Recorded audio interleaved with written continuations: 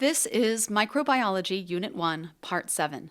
In this video, I will explain the importance of a growing field called evolutionary medicine, particularly as it pertains to microbiology. Evolutionary medicine is an important medical field right now. Evolution describes a change in trait frequencies over time. A trait is a characteristic of an organism.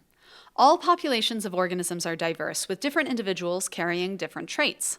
Some traits are rare, while others are common. So a change in trait frequency, or evolution, would mean a rare trait becomes common, or a common trait becomes rare. Natural selection is a driving force of evolution. Stressful conditions in the environment favor certain traits over others. If the environment changes, different traits will be favored. These videos are assigned in the course website. You will also find them in the course playlist. The first is a short documentary about the evolution of drug resistance in tuberculosis in Russian prisons. The second is about the evolution of HIV within a patient's body. All right, so let's dig into what evolution is, and then I'll explain how it applies to evolution of antibiotic resistance and modern medicine. Natural variation in genetic traits, otherwise known as diversity, exists in any population. Survival of the fittest means only individuals with the traits that are most useful in that particular environment will survive. Now, no trait is intrinsically more valuable than another trait. It all depends on the environment in which an organism finds itself. For example, is brown fur or white fur better on a bear? Well, it depends on whether the bear lives in this environment or in this one. Its ability to hide is important to its ability to hunt. These moths are eaten by birds, and birds are visual predators. If all the trees in the environment look like the one these two moths are sitting on, which moth is more likely to survive? The one that matches its environment, the one that's better camouflaged, right? The darker one. Those that survive will pass on their genes and their traits to the next generation, while those that can't survive do not pass on their traits to the next generation. So the next generation becomes more like the dark moths in this scenario, because the dark moths are the ones that are successfully reproducing. Now let's apply this concept to microbes. Under normal conditions, antibiotic resistance would not provide bacteria with any special advantage, right? Because there's no antibiotics in the environment, so it's not useful. However, if the body gets filled with antibiotics and some resistant mutant bacteria exist, only those bacteria can survive, so only those bacteria will pass their genes to the next generation. Remember that the mutation isn't caused by the antibiotic.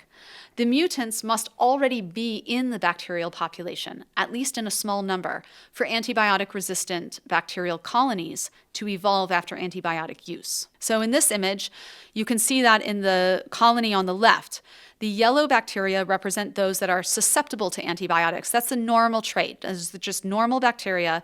When you treat them with antibiotics, they're poisoned and they die. But if you have a couple mutants that are resistant to bacteria in that original colony, those remain after the application of antibiotics. And because they're more successful, they're the ones who rebuild the colony. And now you have an antibiotic-resistant population all the way on the right. Now, that's an oversimplified explanation. Antibiotic resistance actually isn't binary. It's not like a bacteria either is susceptible to antibiotics or it's immune. Antibiotic resistance actually exists on a sliding scale. Some bacteria may be more resistant than others, depending on how many mutations and what kind of mutations they have accumulated. And this is why it is important to finish a prescribed course of antibiotics. At the start of infection, the majority of bacteria are susceptible to antibiotic treatment. So, after just a couple days of antibiotic use, the patient will feel much, much better, since all the susceptible bacteria have died. All right, so here in this plot, you have days of antibiotic usage by a patient, and then you have and that's on the x-axis, and the number of bacteria on the y-axis. And we're graphing the response of 3 different populations of bacteria in that patient's body. You have the highly susceptible bacteria, which were the most prevalent at the start of infection.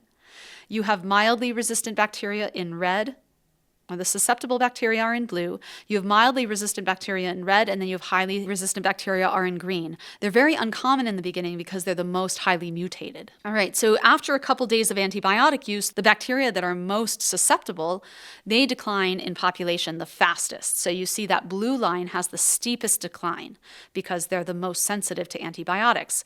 So you're getting rid of most of the infection right away in the first few days of antibiotic use. But bacteria with mild or high resistance still remain. After a few more days of antibiotic use, most of the mildly resistant bacteria have also died. That red line, it's declining less steeply, but by the end of day 5, they're mostly gone as well. But a small number of highly resistant bacteria remain until the very end. So, if the patient stops taking the prescribed course of antibiotics too early, these are the ones that will recolonize the patient's body, and those are the ones that are very hard to kill. Now, this doesn't always happen. Many of us have had an experience where we felt better from antibiotics right away and we stopped taking our medicine because we felt so much better. And usually the infection doesn't recur. But it's a game of chance because if you had any mutants in the original infection, those are the ones that will come back, and then you've got a real problem on your hands. Now, partially resistant bacteria can still be killed, but with more effort and a longer antibiotic schedule. The problem with selecting for partially resistant bacteria is that they might be only 1 or 2 mutations away from full resistance. And so full resistance becomes a more likely event in colonies that are filled with partially resistant bacteria. In this image, imagine each box is a gene related to antibiotic resistance. Mutations in these genes result in partial resistance. Mutations to all 3 of these genes results in full antibiotic resistance. If a patient does not take the full course of antibiotics and the infection comes back, you know all the bacteria that returned were at least partially resistant to the antibiotic. That's why they're still there, which means they have already 1 or 2 of the 3 mutations in this image. Only 1 mutation needs to happen then for the patient to be infected with a fully drug-resistant bacteria. Any antibiotic prescription risks selecting drug-resistant microbial strains. However, there are cautionary steps patients and healthcare providers can take to reduce the rate at which resistance evolves. Healthcare providers should only prescribe antibiotics when absolutely necessary. Antibiotics should be a course of last resort, not a flippant decision. And patients should take antibiotics in the manner prescribed by the doctor. Because of the nature of natural selection, it is unavoidable that the use of antibiotics will eventually result in evolution of resistance. But there may be alternative ways we could control pathogens besides antibiotics. These 2 videos describe how we can use our understanding of evolution and how microbes cooperate to circumvent the problem of antibiotic resistance. And this is the end of Unit 1.